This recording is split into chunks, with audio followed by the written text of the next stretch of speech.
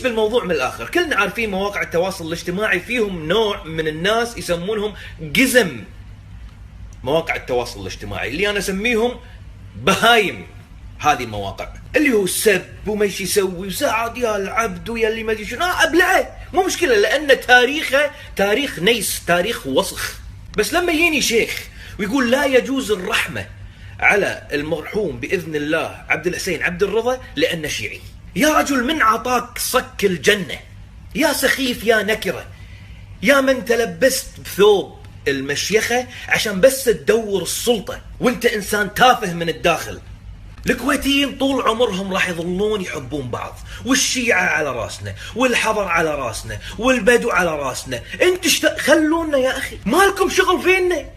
الجنة اللي بتي منك انت ما نبيها. بس انا اقول لك اللي وصل له ابو عدنان عمرك وبحياتك ما راح توصل له، حتى الكلاب ما راح يدرون عنه.